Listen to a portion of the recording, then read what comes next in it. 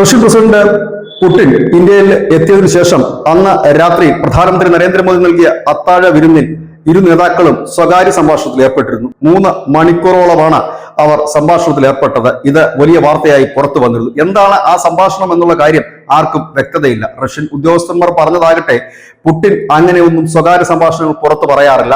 പക്ഷേ അദ്ദേഹത്തിന്റെ അടുത്ത നീക്കങ്ങൾ പരിശോധിക്കുമ്പോൾ നമുക്ക് മനസ്സിലാകും എന്തായിരുന്നു അവിടെ നടന്ന സംഭാഷണങ്ങളിലെ ചില ഭാഗങ്ങൾ എന്ന്. ഏതായാലും അത്തരത്തിലൊരു നീക്കമാണ് ഇപ്പോൾ റഷ്യയുടെയും ഇന്ത്യയുടെയും ഭാഗത്തു നിന്ന് വരുന്നത്.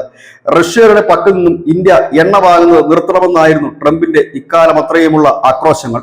അതിനു വേണ്ടിയിട്ട് താരിഫും ചുമത്തി. എന്നാൽ അതിന് പുല്ലുവില പോലും ഇന്ത്യ കൽപ്പിച്ചില്ല എന്ന് മാത്രമല്ല, എണ്ണ അനുസൂതം റഷ്യയിൽ നിന്ന് ഒഴുകുകയും ചെയ്തു. തുടർന്ന് റഷ്യയുടെ പ്രധാനപ്പെട്ട 2 എണ്ണ കമ്പനികൾക്ക് റോസ്നെഫ്റ്റും ലുക്കോയിലിനും ഉപരോധം ഏർപ്പെടുത്തിക്കൊണ്ടാണ് ട്രംപ് തിരിച്ചടിച്ചത്. അതോടുകൂടി ഇന്ത്യയിലെ സ്വകാര്യ മേഖലയായ റിലയൻസ് എണ്ണ വാങ്ങൽ നിർത്തി. പക്ഷേ ഇന്ത്യയുടെ പൊതുമേഖലാ സ്ഥാപനങ്ങൾ ഇപ്പോഴും റഷ്യയിൽ നിന്ന് എണ്ണ വാങ്ങൽ തുടരുകയാണ്.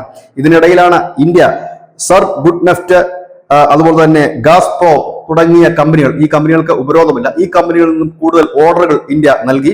ഇന്ത്യ പുടിനോട് ആവശ്യപ്പെട്ടത് ഒന്നു മാത്രം, അനുസൃതമായി എണ്ണ എത്തിക്കാൻ നിങ്ങൾക്ക് കഴിയണം. അങ്ങനെ നിങ്ങൾക്ക് എണ്ണ എത്തിക്കാൻ കഴിഞ്ഞാൽ എണ്ണ വാങ്ങൽ തങ്ങൾ തുടരുക തന്നെ ചെയ്യും. ഇത് ആരോടുമുള്ള വെല്ലുവിളിയല്ല, പകരം ഈ രാജ്യത്തിന് എണ്ണ അനിവാര്യമായതുകൊണ്ടാണ്, വില കുറഞ്ഞ് ലഭിക്കുന്നത് കൊണ്ടാണ് പുടിൻ വാഗ്ദാനം നൽകി. ഇപ്പോൾ പുറത്തു വരുന്ന മറ്റൊരു വാർത്തയാണ്, ഇതിനു വേണ്ടിയിട്ട് ഉപരോധം ബാധിക്കാത്ത ഷാഡോ ഫ്ലീറ്റുകൾ, അതായത് വ്യാജ കപ്പലുകൾ, അത് ഇറക്കിക്കൊണ്ട് എണ്ണ എത്തിക്കും എന്നുള്ളതാണ് ഇപ്പോൾ പുറത്തു വരുന്ന വാർത്ത.